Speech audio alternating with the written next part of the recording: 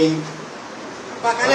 দেশনেত্রী জানাজা, তার দাফন, মন্ত্রসূচির সমস্ত কাজগুলো সুষ্ঠুভাবে সম্পন্ন করার জন্য কোঅর্ডিনেট করার জন্য তারা আমাকে আমন্ত্রণ জানিয়েছিলেন ক্যাবিনেট থেকে। সেখানে আলোচনা হয়েছে, একটু পরেই আপনারা সেগুলো জানতে পারবেন, তাদের প্রেস সেক্রেটারি আপনাদেরকে জানাবে। আমাদের প্রধান উপদেষ্টা তিনি বোধহয় একটা জাতির উদ্দেশ্যে ভাষণও দেবেন। আপনারা তাদের কাছ থেকে সব কিছু জানতে পারবেন, যেহেতু তাদের মিটিং তারাই জানাবেন, সেটাই ভালো হবে। আমাদের বিষয়টা আমরা আপনাদেরকে সকালে জানিয়েছি। আর আমাদের 12:30টার সময় আমাদের স্ট্যান্ডিং কমিটির একটা মিটিং আছে বিএনপির। সেই মিটিংয়ে আমাদের সমস্ত সিদ্ধান্তগুলো চূড়ান্ত করে আমরা আপনাদেরকে আবারও জানাবো, টাইমটা জানতে থাকবো।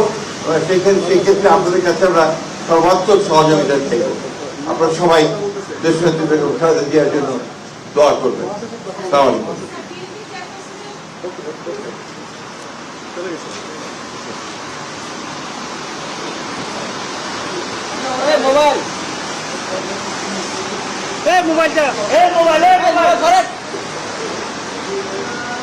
মোবাইল